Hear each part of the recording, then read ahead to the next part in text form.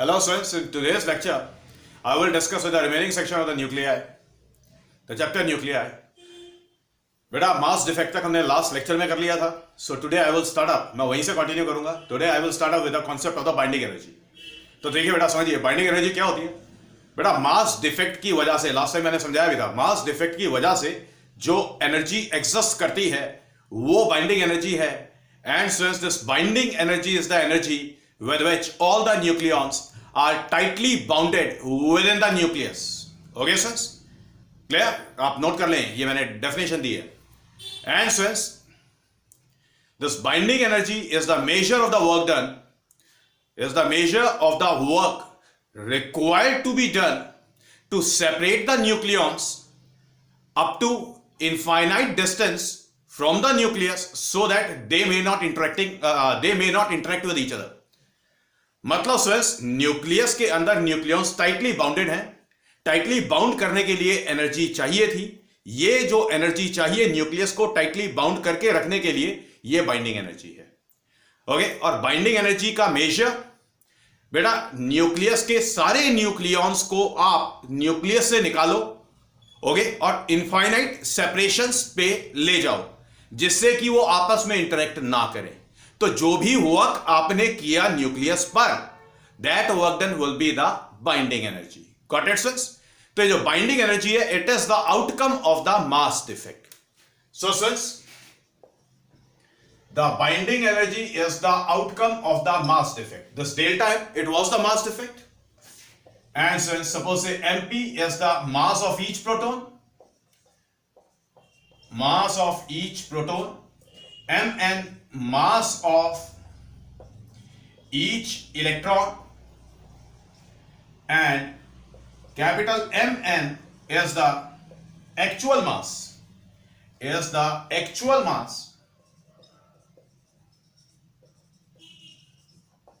of the nucleus of the nuclide से XZA. मतलब students, हम एक एलिमेंट की बात कर रहे हैं, जिसका सिंबॉलिक रिप्रेजेंटेशन एक हाइपोथेटिकल है, उसको हमने X से डिनोट कर लिया. स्टूडेंट्स, Z एटॉमिक नंबर है और A मास नंबर है. So students, Z will be the total number of protons which are present in the nucleus, and the total number of neutrons which are present in the nucleus, they will be A minus Z. तो students, this mass defect, it was the difference between the calculated mass of the nucleus and the actual mass of the nucleus. So the calculated mass of the nucleus, it was Z times of Mp. सारे protons का मास add करते हैं बेटा, सारे protons के सारे neutrons के मास के साथ. बेटा हर न्यूट्रॉन का मास m स्मॉल n, हर प्रोटॉन का मास m small p. Z total number of protons हैं, तो बेटा सारे प्रोटॉन्स का जो टोटल मास हो जाएगा वो हो गया ZMP.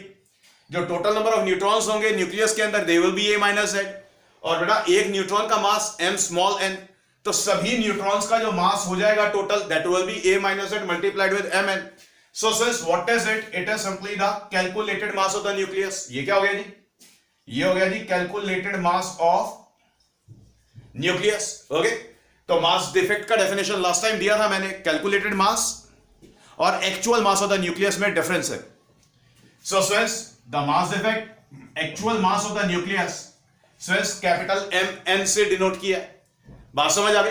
So students, the binding energy of the nucleus, ये हो गया बेटा एक्चुअल मास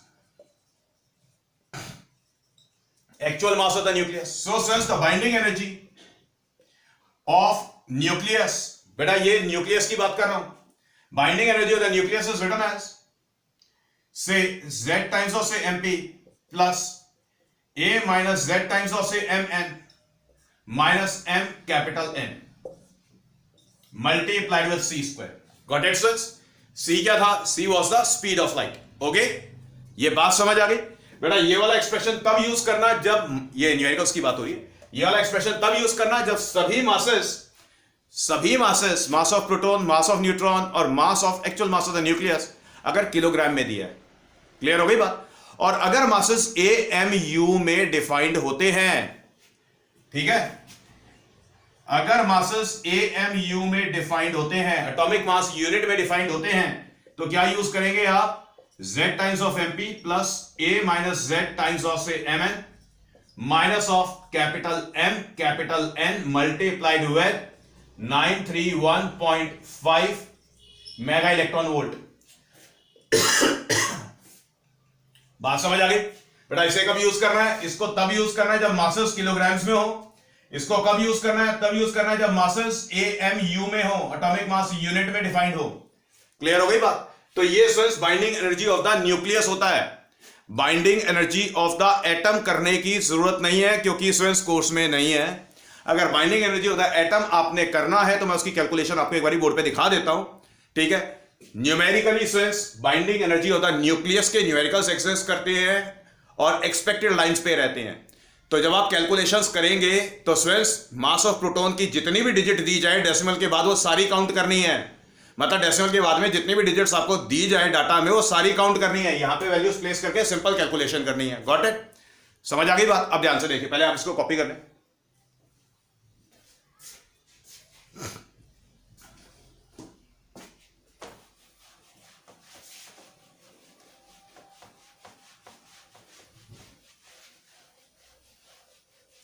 अब बेटा देखिए, मान लेते हैं सपोज से M is the mass of atom से XZA, जिसका न्यूक्लियाइड XZA है। क्लियर हो गई बात? तो बेटा मास ऑफ द एटम को कैसे लिखेंगे आप? मास of the nucleus plus Z times the mass of electron minus the binding energy of Z electrons divided by C square. समझ आ गई बात? ओके। तो स्टूडेंट्स होता क्या है कि जो बाइंडिंग एनर्जी ऑफ इलेक्ट्रॉन है ये नेग्लिजिबली स्मॉल है और इसको जब C स्क्वायर से डिवाइड कर दिया तो ये वाला जो टर्म हो गया बहुत छोटा हो गया। तो अब हम क्या करने वाले हैं? हम इस वाली टर्म को नेग्लेक्ट करेंगे। तो इस वाली टर्म को जब नेग्लेक्ट करेंगे तो students we can say that the mass can be written as say Mn actual mass of the nucleus plus Z times of Me. Got it? Mass of each electron. Z total number of electrons. अब बेटा अगर hydrogen atom की बात करें, for hydrogen atom, let us suppose say MH be the mass of the hydrogen atom. तो hydrogen atom के अंदर nucleus में सिर्फ एक प्रोटॉन और एक इलेक्ट्रॉन जो कि न्यूक्लियस को ऑर्बिट करेगा। So it will be the mass of proton plus mass of electron plus minus the binding energy of one electron divided by C square। बात समझ आ गई? फिर से स्पेस ये binding energy of one electron divide by C square, इसको neglect करें क्योंकि बहुत छोटा होगा, तो इसको भी नेग्लेक्ट करते हैं। तो we can say that the mass of the hydrogen atom it can be written as mass of proton plus the mass of electron। okay sir? तो अब आए आप बाइंडिंग एनर्जी ऑफ एटम पर। बाइंडिंग एनर्जी निकालनी है हमें atom की, तो binding energy can be written as, बेटा देखिए न्यूक्लियस था और इलेक्ट्रॉन्स हुआ करते थे, so we can say it is written as Z times of say MP plus A minus Z times of से Mn actual mass of the nucleus है, और sorry Mn mass of the neutron minus the mass of the nucleus multiplied with C square। Got it? Okay, अब हम क्या करने वाले हैं? हम इस एक्सप्रेशन के अंदर, एक्चुअल में ये एक्सप्रेशन क्या था हमने, ये न्यूक्लियस के लिए था, लेकिन अब हम एटम की बात करने वाले हैं। तो फ्रेंड्स हम क्या करने वाले हैं? हम यहां पर Z times of Me add और सब्ट्रैक्ट करने वाले हैं। क्लियर हो गई बात? तो ये वाला एक्सप्रेशन था, याद रखें क्योंकि मैं मिटा चुका था इसलिए मैंने इसको दोबारा लिखा है। So friends, the binding energy can be written as say Z times of say MP plus Z times of Me। तो ये Z times of Me हमने ऐड कर लिया, बाद में सब्ट्रैक्ट कर लेंगे आगे, plus A minus Z times of से Mn मास ऑफ न्यूट्रॉन, याद रखें, minus the actual mass of the nucleus था, minus Z times of Me है, multiplied with C square. Got it? अब यहां पर ध्यान से देखिए, ZMe हमने ऐड सब्ट्रैक्ट किया है। क्लियर हो गई बात? क्यों किया है अभी ध्यान से देखिए। Now this expression can be written as z times of say mp plus me plus a minus z times of से mn minus of say capital M capital N। चलिए माइनस कॉमन ले लेते हैं, इन दोनों एंटिटी से minus common ले लेते हैं। तो माइनस कॉमन लेंगे तो students we will get z times of say me into C square. बात समझ आई? अब ध्यान से देखिए, actual mass of the nucleus plus z times of me का actual value mass of the nucleus, sorry mass of the atom, तो ये वाली वैल्यू हम यहां पर प्लेस करेंगे। So since the binding energy can be written as z times of mp plus me, mp plus me का value mh, तो mass of hydrogen atom की टर्म्स में बाइंडिंग एनर्जी का एक्सप्रेशन लिख रहे हैं, plus a minus z times of से mn minus since capital mn plus z times of me, ये वाला value small m, mass of the atom into say c square. So since it is the required expression of the binding energy. Got it sense? आप copy कर लें इसको।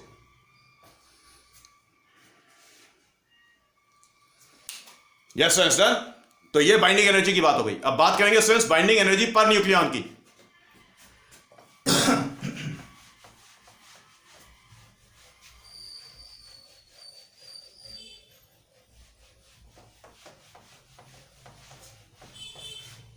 Now suppose करिए बेटा, binding energy per nucleon, बेटा definition क्या होता है? बेटा न्यूक्लियस से किसी भी एक न्यूक्लियॉन को अगर आप निकालते हैं और इंफिनिटी तक ले जाते हैं तो आपने जो भी एनर्जी सप्लाई किया, क्लियर हो गई बात, that is binding energy per nucleon. बात समझ आ गई? ये डेफिनेशन था। Okay, so binding energy per nucleon is the energy required to extract the nucleon from the nucleus so that it may not interact with the nucleus. Okay sir, और numerically binding energy per nucleon नाम से पता लग रहा है, नाम से पता लग रहा है क्या होती है? It is the ratio, numerically it is the ratio of binding energy of nucleus to the mass number. Got it sirs? तो बाइंडिंग एनर्जी पर न्यूक्लियन क्या होता है बेटा? Binding energy divided by the mass number. Okay sirs, फिर इसके बाद important बेटा binding energy per nucleon का ग्राफ ध्यान से देखिए।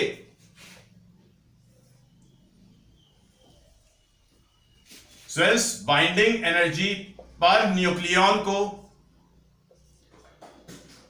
ए मास नंबर था, तो binding energy divided by the mass number, binding energy per nucleon is plotted on the vertical axis and the mass number is plotted on the horizontal axis. तो ये जो graph है ध्यान से देखिए बेटा,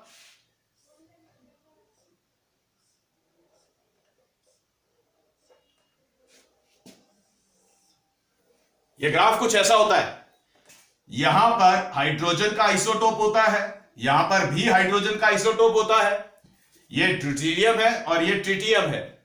क्लियर? अब यहां पर ये 3 राइजिंग पीक्स का पैटर्न होता है।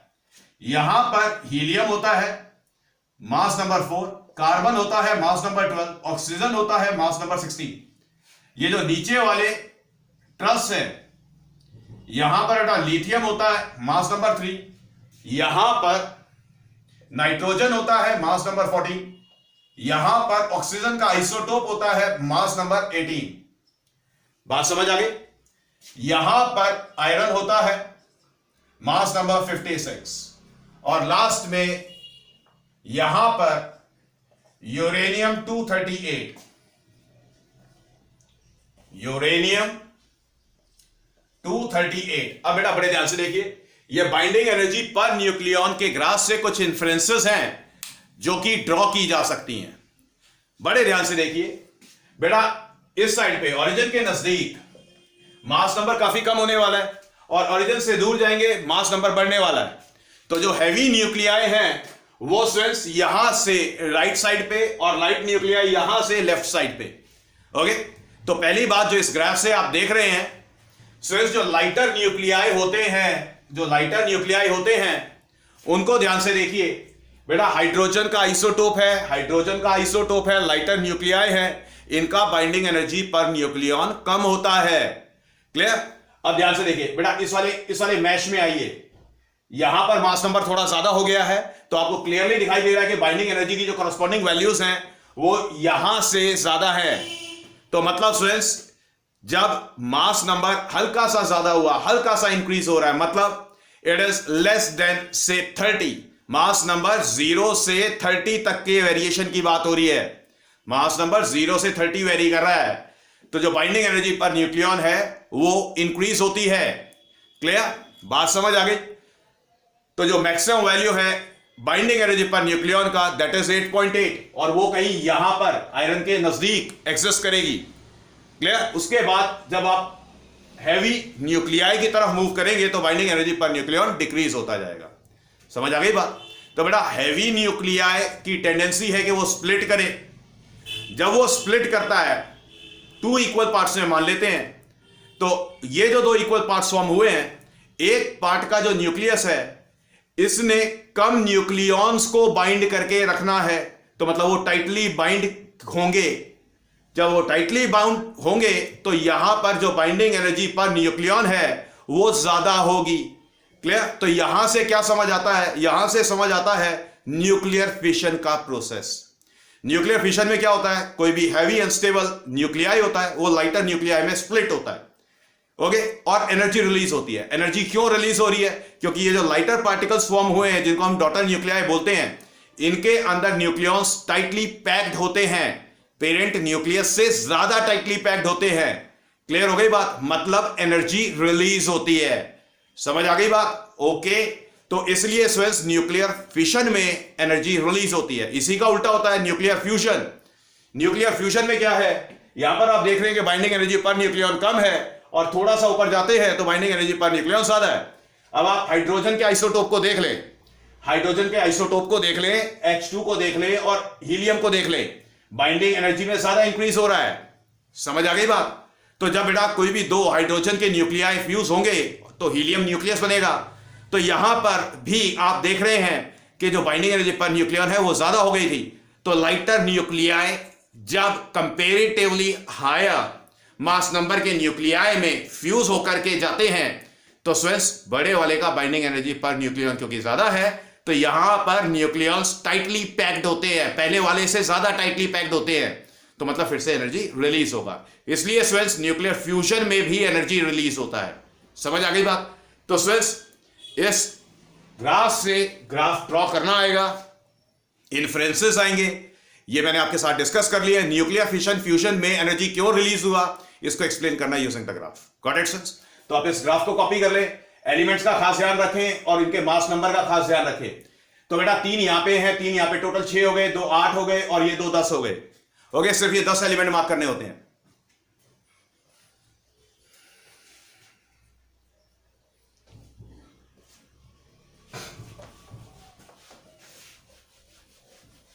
Now, अब बात करेंगे स्टूडेंट्स न्यूक्लियर फोर्सेस की। तो न्यूक्लियर फोर्सेस के जो साइलेंट फीचर्स हैं वो मैं एक एक करके आपके साथ डिस्कस कर रहा हूं, सिंपल हिंदी लैंग्वेज यूज कर रहा हूं। ओके, जिससे कि चीजें क्लियर हो, सीधी दिमाग में बैठ जाएं।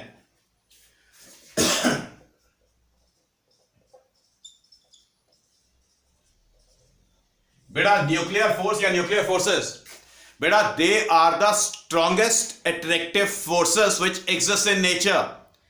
और इन्हीं न्यूक्लियर फोर्सेस से, इन्हीं स्ट्रॉन्ग अट्रैक्टिव फोर्सेस से न्यूक्लियस के अंदर जितने भी न्यूक्लियॉन्स हैं वो टाइटली पैक्ड होते हैं, टाइटली बाउंडेड होते हैं। बात समझ आई? तो ये जो न्यूक्लियर फोर्स है ये चार्ज के ऊपर डिपेंड नहीं करता। तो बेटा न्यूट्रॉन न्यूट्रॉन के बीच में अट्रैक्टिव फोर्स होगा, न्यूक्लियर फोर्स होगा। अब अगर 2 प्रोटॉन को कंसीडर करें तो प्रोटॉन्स क्योंकि पॉजिटिवली चार्ज है, रिपल्सिव फोर्स होता है, ये कूलम्बियन फोर्स था। लेकिन जब तक ये 2 प्रोटॉन न्यूक्लियस के अंदर रहेंगे तो ये बाउंडेड हैं, तो इन दो प्रोटॉन्स के बीच में भी न्यूक्लियर फोर्स होता है, और ये इतना स्ट्रांग फोर्स होता है कि कोलंबियन फोर्स को ओवरकम कर लेता है। क्लियर? फिर उसके बाद बेटा प्रोटॉन और न्यूट्रॉन के बीच में भी अट्रैक्टिव फोर्स होगा, तो न्यूट्रॉन न्यूट्रॉन के साथ बाउंडेड है, प्रोटॉन प्रोटॉन के साथ बाउंडेड है, न्यूट्रॉन और प्रोटॉन आपस में बाउंडेड है। बात समझ आ गई? इतना काम क्लियर? तो बेटा जो न्यूक्लियर फोर्स है वो चार्ज पे डिपेंड नहीं करता। दूसरी इंपॉर्टेंट बात, बेटा जो न्यूक्लियर फोर्स है बेटा ये शॉर्ट रेंज फोर्सेस होती हैं। क्या होती हैं ये? शॉर्ट रेंज फोर्सेस होती हैं। तो फोर्स का मैं आपको ग्राफ दिखा रहा हूं, यहां पर फोर्स को प्लॉट किया गया है दिस वे, और यहां पे डिस्टेंस को प्लॉट किया गया है। यहां पर यह डिस्टेंस 0.8 फर्मी है और यहां पर कहीं 10 फर्मी है। समझ आ गई बात? आप इस ग्राफ से क्या देख रहे हैं? आप इस ग्राफ से देख रहे हैं, आप इस ग्राफ से देख रहे हैं कि जब डिस्टेंस न्यूक्लियॉन्स के बीच में 0.8 फर्मी से ज्यादा होता है तो बेटा जो न्यूक्लियर फोर्सेस हैं वो अट्रैक्टिव होती हैं और उनका मैग्नीट्यूड डिक्रीज होता जाता है। ध्यान से देख लें, यहां पर अट्रैक्टिव फोर्स है क्योंकि नेगेटिव टेरिटरी के अंदर है। ठीक है? अब बेटा इस फोर्स का जो नेगेटिव वैल्यू है मतलब मैग्नीट्यूड है वो डिक्रीज होता जा रहा है जैसे जैसे डिस्टेंस बढ़ता जा रहा है। दूसरी इंपॉर्टेंट बात, बेटा 0.8 से जब आप ओरिजिन की तरफ आते हैं तो आपने ध्यान से देखा ये अट्रैक्टिव फोर्स पहले तो डिक्रीज होता गया, फिर 0 हुआ, उसके बाद अब ये जो न्यूक्लियर फोर्स होगा ये स्ट्रांगली रिपल्सिव हो जाएगा। सिंपल सी बात समझ आ गई? तीसरा silent feature Swiss potential energy का ग्राफिकल वेरिएशन। पोटेंशियल एनर्जी का ग्राफिकल वेरिएशन देखें, पोटेंशियल एनर्जी का ग्राफिकल वेरिएशन देखें बेटा, इसका भी ग्राफ कुछ ऐसा ही होता है। यहां पर भी 0.8 फर्मी और यहां पर लेट अस सपोज से 10 फर्मी। Okay clear? अब बेटा 0.8 फर्मी पर ध्यान से देखिए बेटा, जो नेगेटिव ऑफ पोटेंशियल एनर्जी है स्वेल्स वो मिनिमम है। क्लियर? अब अगर डिस्टेंस बढ़ता है तो ये जो नेगेटिव वैल्यू है पोटेंशियल एनर्जी का ये रिड्यूस होता जाता है। इससे क्या पता लगता है? इससे पता लगता है कि जो अट्रैक्टिव फोर्सेस हैं वो with the increase in distance weak होती जा रही है। क्लियर हो गई बात? अब अगर आप 0.8 फर्मी के लेफ्ट में देखें तो negative value of potential energy पहले डिक्रीज होकर के 0 होगा, उसके बाद पॉजिटिव हो जाएगा। इससे क्या पता लग रहा है? 0 होने के बाद जब पोटेंशियल एनर्जी का वैल्यू पॉजिटिव हुआ तो जो फोर्सेस हैं वो रिपल्सिव हो चुकी हैं। बात समझ आ गई? जिसकी वजह से पोटेंशियल एनर्जी पॉजिटिव है। क्लियर? अब इसके बाद नेक्स्ट पॉइंट बेटा, nuclear forces saturation property exhibit करती है। मतलब ध्यान से समझिए सैचुरेशन प्रॉपर्टी। जैसे ये न्यूक्लियस है, न्यूक्लियस के अंदर ये न्यूक्लियॉन्स हैं, बड़े सारे होंगे लाइक दिस। क्लियर? तो हम इन तीन को देख रहे हैं तो बेटा इन तीनों के बीच में ये दो आपस में इंटरेक्ट करेंगे, ये दो आपस में इंटरेक्ट करेंगे, ये दोनों भी आपस में इंटरेक्ट करेंगे। अब लेकिन ये वाला जो न्यूक्लियॉन है ये किसी दूसरे न्यूक्लियॉन के साथ में इंटरेक्ट नहीं करेगा। तो बेटा हर न्यूक्लियॉन क्या करता है?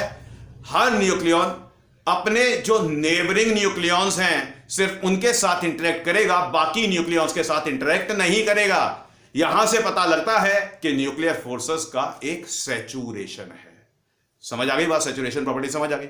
फिर एक और साइलेंट फीचर है बेटा, जो न्यूक्लियर फोर्सेस हैं वो स्पिन के ऊपर डिपेंड करते हैं। तो स्विस जितने भी इंपॉर्टेंट साइलेंट फीचर्स थे वो मैंने आपके साथ डिस्कस कर लिए। ये न्यूक्लियर फोर्सेस और बेटा फोर्स और पोटेंशियल एनर्जी ग्राफ इंपॉर्टेंट है, इन्हें आपने लर्न करना है, एग्जाम्स में एक्सपेक्टेड लाइंस पे रहता है। क्लियर हो गई बात? समझ आ गई ये बात? ओके, अब फिर हम बात करते हैं नए टॉपिक की। आप कॉपी कर लें दोनों ग्राफ्स को।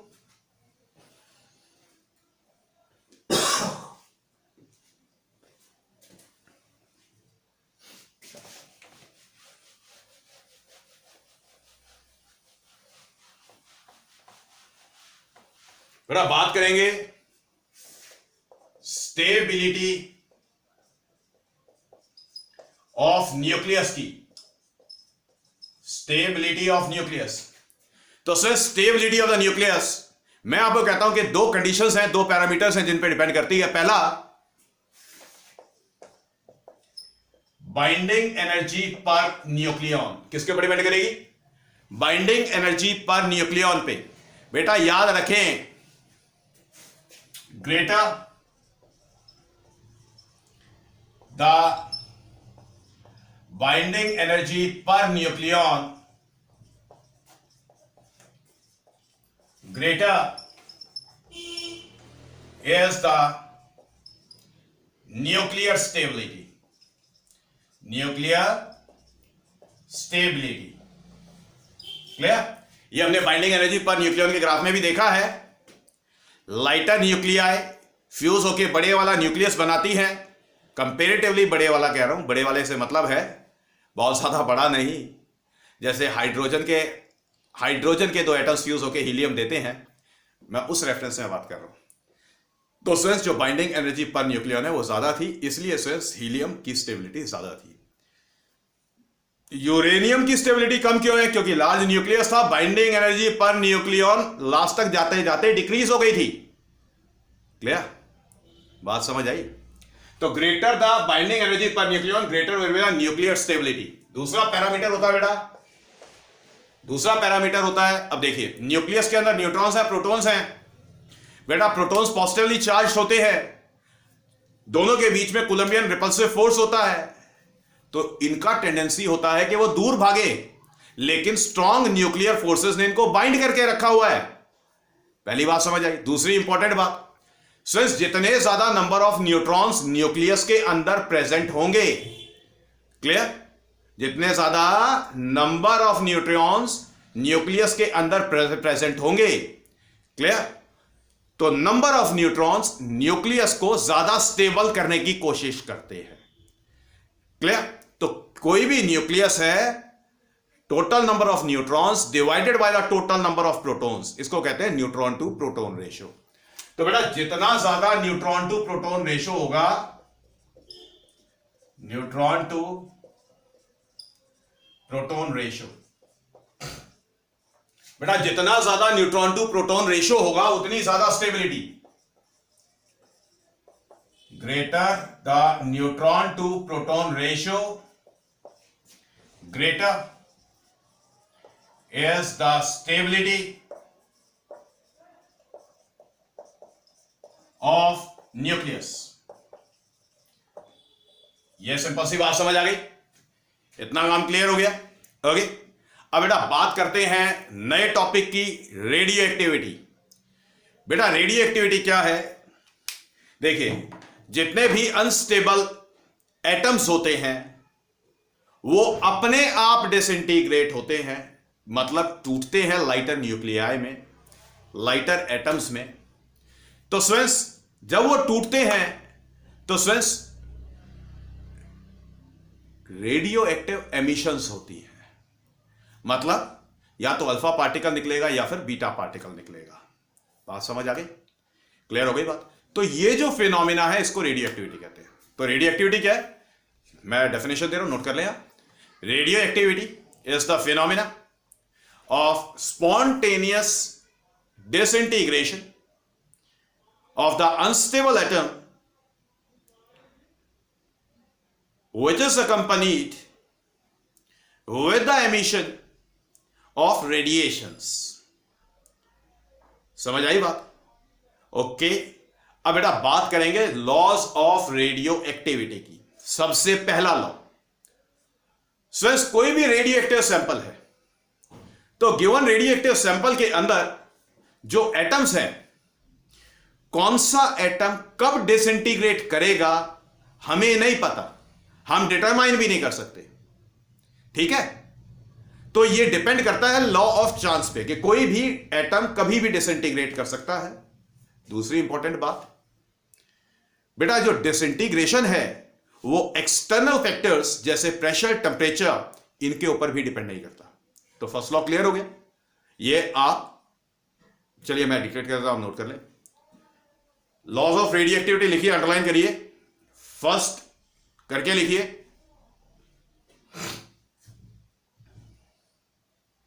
इन the given radioactive sample we cannot predict the disintegration of the given unstable atom in the sample. Moreover, the disintegration of the unstable atoms does not depends on the external factors like pressure, temperature, etc. तो ये first करके लिखना है, मैं आपको total 5 दूंगा, पांचवे का एक स्पेशल नाम दूंगा, उसको डिराइव करेंगे। सेकंड करके लिखें, सेकंड को पहले समझाता हूं। बेटा जो सेकंड है वो बड़ी इंपॉर्टेंट बात है। बेटा जब सिर्फ एक डिसइंटीग्रेशन होता है, मतलब एक अनस्टेबल एटम जब टूटता है तो इसको बोलेंगे वन डिसइंटीग्रेशन हुआ। सिंगल डिसइंटीग्रेशन में या तो अल्फा पार्टिकल निकलेगा या बीटा पार्टिकल निकलेगा। ऐसा कभी नहीं होगा कि दोनों पार्टिकल्स अल्फा और बीटा सिंगल डिसइंटीग्रेशन में एमिट हो। क्लियर? ओके, तो ये सेकंड लॉ है, इसको लिख लें, सेकंड करके लिखें।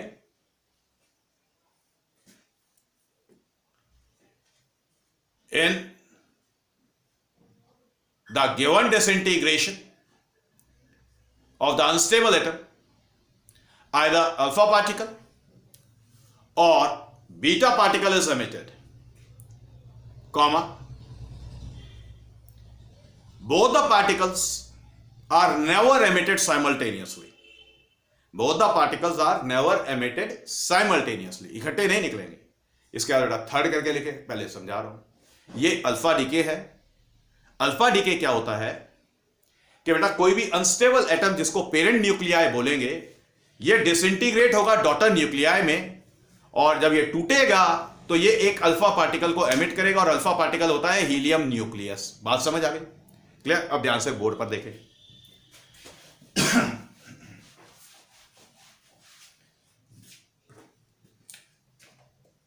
बेटा बात करेंगे थर्ड की, अल्फा डीके। इस सिंबल से, अल्फा से डिनोट करेंगे।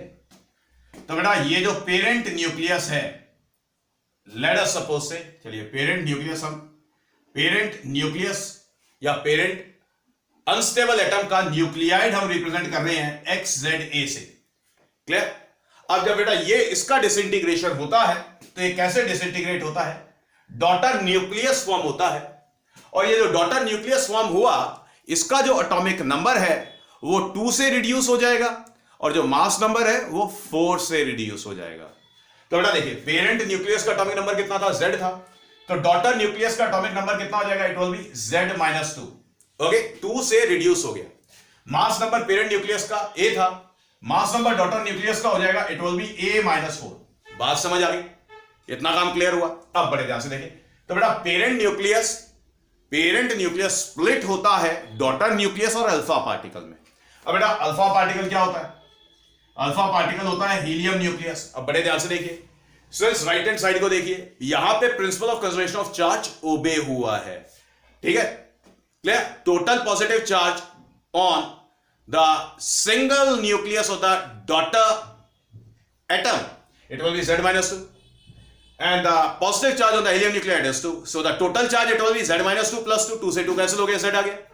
Z राइट हैंड साइड में भी है, लेफ्ट हैंड साइड में भी है। इसी तरीके से यहां पर principal of conservation of mass भी ओबे हुआ है। Total mass on the right hand side देखिए, A-4 प्लस 4, 4 से 4 कैंसिल हो जाएगा, A आएगा। लेफ्ट हैंड साइड पे भी A है। क्लियर? तो सिर्फ जो पेरेंट न्यूक्लियस है वो डॉटर न्यूक्लियस और अल्फा पार्टिकल में एमिट हुआ या डिसइंटीग्रेट हुआ, और इस सिंगल डिसइंटीग्रेशन में एनर्जी रिलीज हुआ। तो सिर्फ क्वेश्चन एग्जिस्ट करता है कि ये एनर्जी किस फॉर्म में होता है।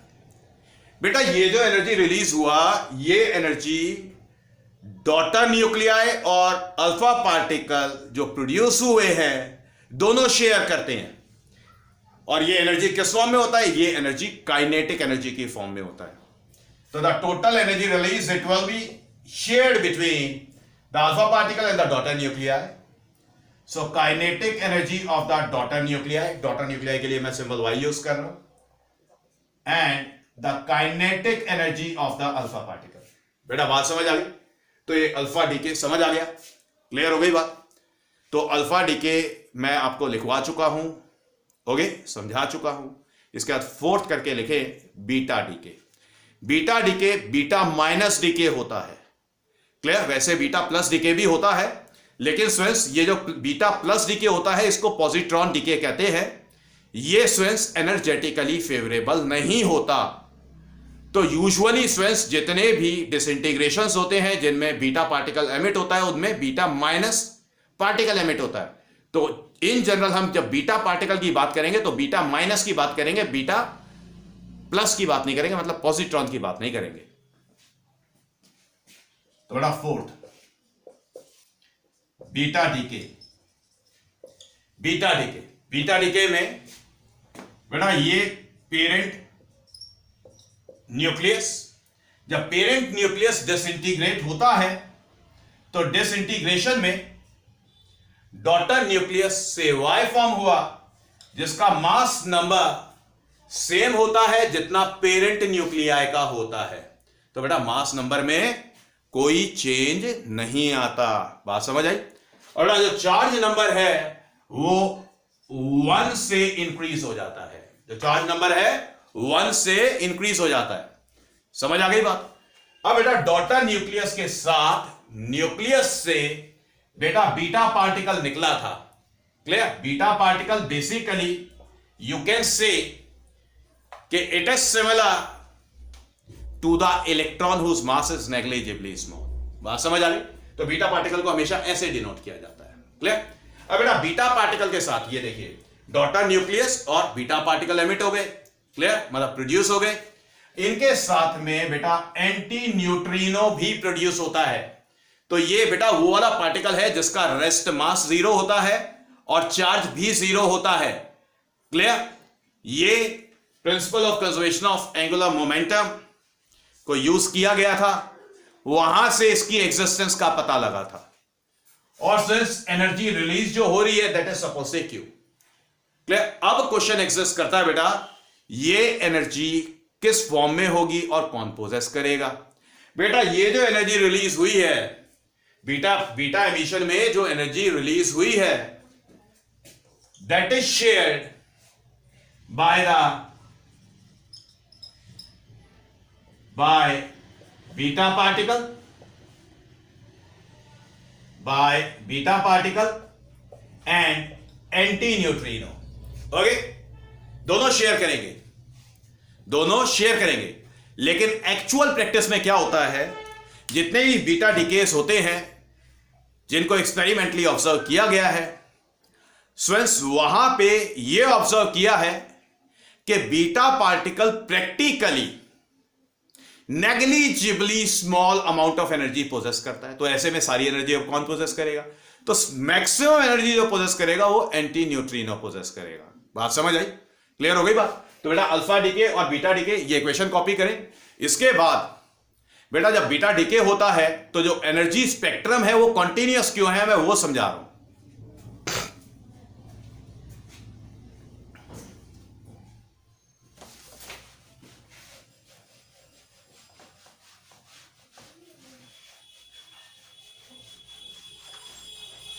देखिए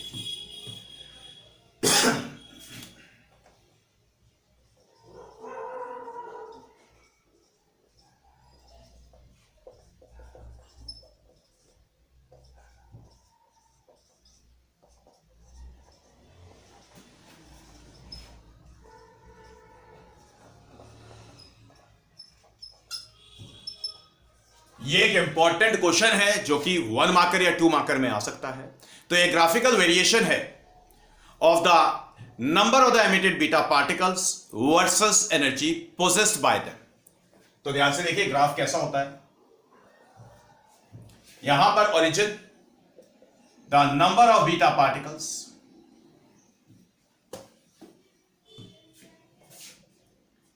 the number of beta particles को बेटा वर्टिकल एक्सिस में प्लॉट किया गया है। ओके, और एनर्जी जो रिलीज हुई है, एनर्जी रिलीज को हॉरिजॉन्टल एक्सिस पर प्लॉट किया गया है। समझ आ गई बात? तो बेटा देखिए ग्राफ कैसा होता है, ये ग्राफ ऐसा होता है। तो आपको क्लियरली दिखाई दे रहा है कि मैक्सिमम नंबर या very large number of beta particles, they practically possesses no energy. तो ऐसे में सारी एनर्जी कौन पोजेस करेगा? सारी एनर्जी न्यूट्रिनो पोजेस करेगा। क्लियर? अब इस वाले पॉइंट को देखिए। इस वाले पॉइंट पे कुछ नंबर ऑफ बीटा पार्टिकल्स होंगे जो स्मॉल एनर्जी को पोजेस करेंगे। तो बची हुई एनर्जी कौन पोजेस करेगा? बची हुई एनर्जी न्यूट्रिनो पोजेस करेगा। समझ आ गई बात? अब बेटा इस वाले पॉइंट को देखिए। इस वाले पॉइंट को बोलते हैं एंड पॉइंट एनर्जी। क्या बोलते हैं इसको? And point energy. इसको हम टोटल एनर्जी, जो टोटल एनर्जी रिलीज हुई है क्यू से मार्क करते हैं। अब ध्यान से देखिए, यहां पर कोई भी बीटा पार्टिकल ऐसा नहीं है जो सारी एनर्जी पोजेस करे। तो बीटा पार्टिकल ने जीरो एनर्जी पोजेस किया। क्लियर? तो ऐसे में सारी एनर्जी कौन पोजेस करेगा? सारी एनर्जी न्यूट्रिनो पोजेस करेगा। तो बेटा इस ग्राफ से क्या समझ आ गया? इस ग्राफ से समझ आ गया, जितनी बातें मैंने बताई हैं आपको तो सारी समझ आ गई। एक इंपॉर्टेंट बात कि एनर्जी स्पेक्ट्रम कॉन्टिन्यूअस क्यों है? कॉन्टिन्यूअस से मतलब स्वेल्स जितनी पॉसिबल वैल्यूज, जितना possible range of values of energy access करेगा वो सारा का सारा कॉन्टिन्यूटी में होगा। ओके, ऐसा क्यों? ऐसा इसलिए क्योंकि स्वेल्स बीटा डीके में जो एनर्जी पोजेस की, जो एनर्जी शेयर की है, वो बीटा पार्टिकल और एंटी न्यूट्रिनो ने की है। क्लियर? ओके, तो मैं वर्ड्स में दे रहा हूं, आप नोट कर ले। The energy spectrum during beta decay is continuous because the energy released during beta decay is shared between the emitted beta particle and antineutrino. Okay sir? Clear? तो sir आज हम यहीं पे वाइंड अप कर रहे हैं। तो जो लास्ट 5th लॉ है उसको हम डीके लॉ बोलेंगे, उसे कंटिन्यू करेंगे नेक्स्ट लेक्चर में, क्योंकि वीडियो थोड़ा बड़ा हो गया है। ओके, तो नेक्स्ट लेक्चर में आज सिर्फ इतना करते हैं।